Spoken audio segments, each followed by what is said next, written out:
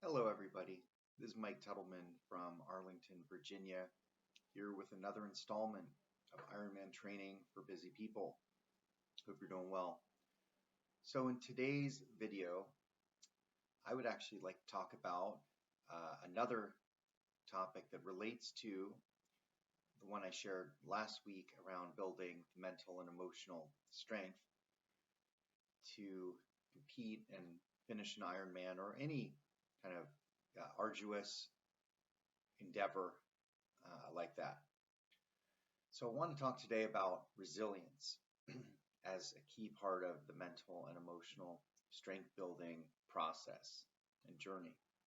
So I'm going to share actually a story from a race that I did in April 2023, Ironman Texas. Wonderfully organized race. Thank you very much to the organizers, to the community in Houston for the race. It's my first full Ironman that I was training for. I was super excited and trained hard for it. Thought I was well prepared and completed the swim leg of the race and got to the bike leg, chugging along, everything good. Had to make a quick pit stop, which I'm happy to share at some point about race strategies and hydration and those things I learned from that. But the point is, I had to, while on the bike, make a quick pit stop, and in so doing, I did not unclip quickly enough out of my toe clips on my bike, and I crashed. This is about mile 15. Well, I got back up, was kind of cut up, a little shaken, but okay, kept going. And at mile 30, as I was going up a rather gentle incline, I heard this just massive gnashing, grinding sound, and my gears locked up, or bike chain completely locked up, and I fell right over. Again, right on the side of this busy highway. It was a closed off toll road that we were biking on under pretty hot sun. So here I am down again, kind of cut up, bike whizzing by, everything else. I'm just like, I cannot believe this. And I was spending like 20 minutes trying to just pull that bike chain out, free it up, and get it back, get going. It wasn't happening. One point when I pulled the chain, the teeth of the bike gearing system went right into my knee, just cut it up really badly. So here I'm bleeding. It's really a mess, and I'm just cannot believe it. It just feels so surreal. After all that time I'd taken to prepare and drive to do this great road trip to Houston from Arlington and everything else. Well, a race volunteer kindly came by and helped me pull the chain out. I got back on my bike, made it to an aid station. They bandaged me up, this amazing self-adhesive bandaging. And I just tried to keep going. And in my mind, that whole motto of Ironman, of anything is possible, and so determined to really make it work. Well, I made it to mile 80, but at that point, I barely made the cutoff, and I was basically it was the highest gear at that point. I only had one gear that I could bike on, and had to stop the race. They told me, understandably, that, hey, you got to stop. And I would have been out there another 4 or 5 hours. I was probably going about 10 miles per hour at the most. So as I was driving back in the bus, not having finished, and then hearing all the, wonderful, and it was great. I was so thrilled for the racers who were finishing the Ironman, and I just felt so down and so just shocked, all these emotions.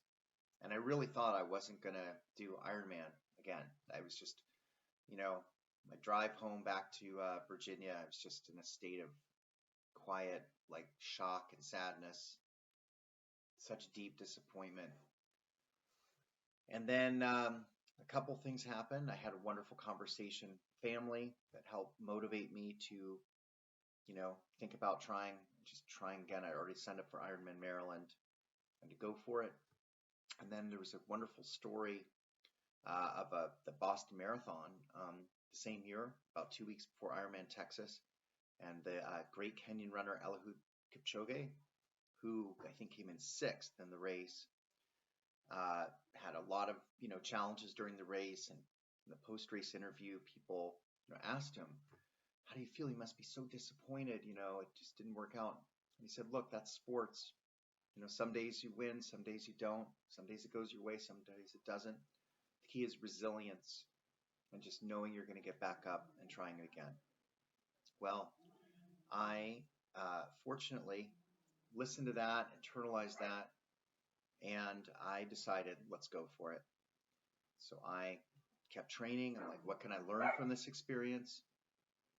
And, what can I build on? How can I keep strengthening on the bike and the other swim, run to prepare for Ironman Maryland, which was, I think, about 5 months after Texas. And I did it. Finished Ironman Maryland. And, I think a big takeaway, which is so sort of, call it symbolic in life and exemplifies life. And it's one reason why I feel really so grateful to have come upon triathlons and Ironman, because there's so many, I think, important life lessons one can take and apply in one's non-triathlon life. One of them is around resilience, and failures happen, disappointments happen, but you just keep growing from it. So that's a story I wanted to share for you as you're training, and if you have these inevitable mishaps or downs, disappointments, the race doesn't go your way, it's part of the journey. And try and look at it, I would say, as what can I learn from this? How can I keep growing from this? What's the strength from this? And that's it. So, story about resilience is part of building mental and emotional strength. And it's another installment of Ironman training for busy people. Thanks so much. If you like this video and the other ones I've been doing, feel free to leave a question, comment, feedback. I'm always happy to go into any depth in any of these stories, sharing out tips, techniques, and hope you can feel free to subscribe, hit the like button, anything else. Have a great week. Thanks so much.